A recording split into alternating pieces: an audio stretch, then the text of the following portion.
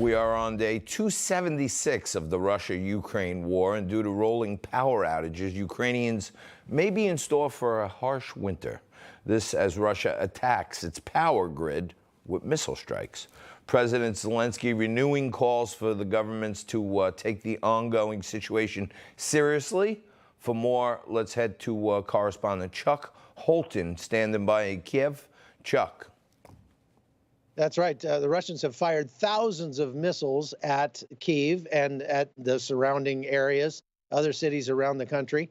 Those missiles have done a lot of damage. They say that the damage to the power grid is colossal. But the engineers here have done a great job at keeping the power on as much as possible. We actually have power right now. We were without power most of the day yesterday, but we've had power almost all day today. And even more exciting, they got the power restored in the city of Kherson. When the Russians left a couple weeks ago, they completely destroyed the power grid down there as much as they possibly could. And for them to have gotten the power back on in that city inside of 2 weeks is a minor miracle, without a doubt.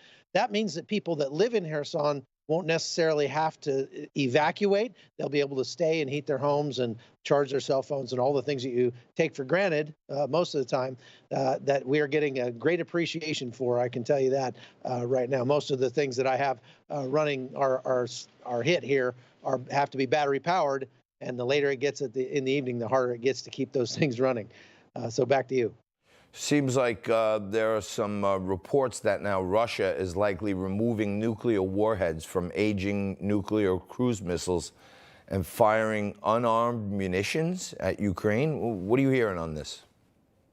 Well, they're not necessarily unarmed. They're just replacing the nuclear tips with conventional warheads. And those things, they're inertial guided. They're not high precision weapons. So that means that they're more likely to kill civilians with those things. They've been using them for some time because they have completely run out, more or less, of the usable margin of missiles that they had. They're into what they call their inviolable reserves, the missiles that they are saving for if somebody actually attacks Russia. And so, for example, their Iskander missiles, the ones that they've used the most here, they're precision-guided missiles. They had over 900 of those at the beginning of the war. They have less than 120 left. And that's one of the reasons why they're looking to pick up drones and missiles and things from Iran and elsewhere, because they are actually running out of their usable missiles. And they're delving into those old Cold War stocks that were actually built in the 1970s. Wow. All right, we'll keep our eye on this. And Chuck, as usual, stay safe. Thank you. All right, to continue our discussion, we're now joined by U.S. Air Force Brigadier General, former U.S. Deputy Military Representative to NATO, General Blaine Holt. General, thanks for joining us. John, great to be with you.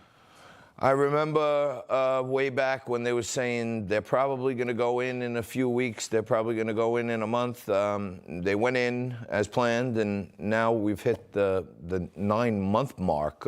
Ukrainian people have been warned of the harsh conditions they may face this winter, impacted further from the continued attacks on the health and energy infrastructure. World Health Organization issued a warning as many as 3 million Ukrainians could most likely be displaced this winter. Any predictions on where this war may be headed now? Does the winter benefit Russia? Yes, the winter definitely benefits Russia. They have a great history of using winter as a weapon of war, and they have no intention of changing that strategy right now. I think the WHO has it wrong by a factor of 2, actually.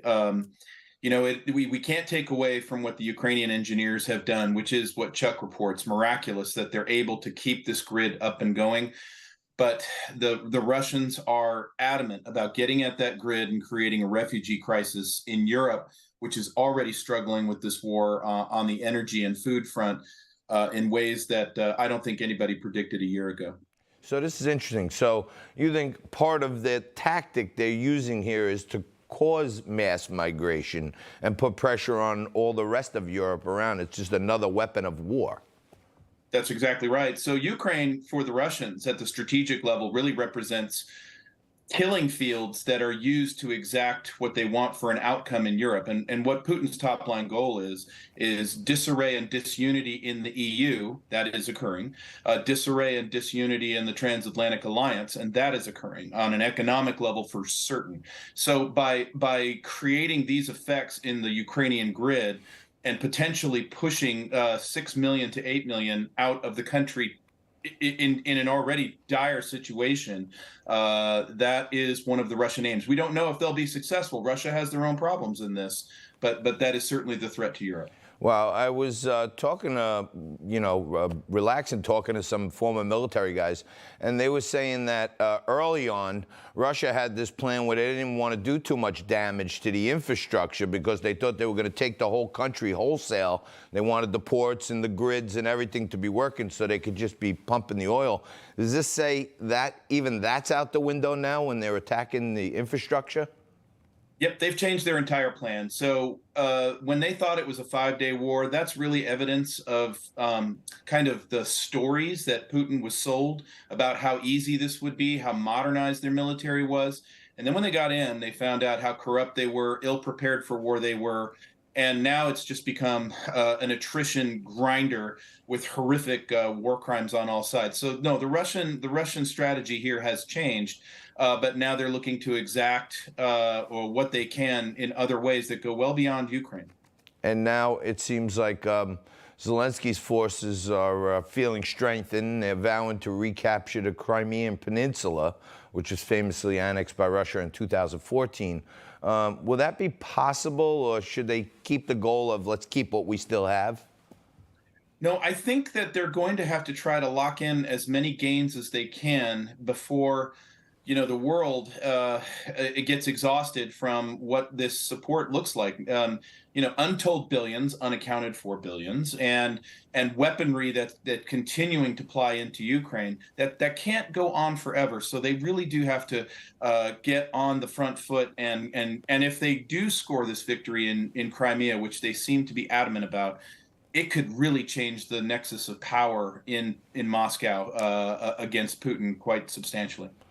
I feel like it might be spiking the football, but I guess we'll see. And nobody knows better than you, Brigadier General Blaine Holt. Thank you very much. Thanks so much, John. Have a great day. All right. No crooked establishment. None of that Twisting the truth. No talking down to me. Don't tell me how to think. Don't tell me how to think. Don't tell me how to think. I trust Newsmax. Newsmax. They don't tell me how to think. They Let me decide. Newsmax. Real news For real people.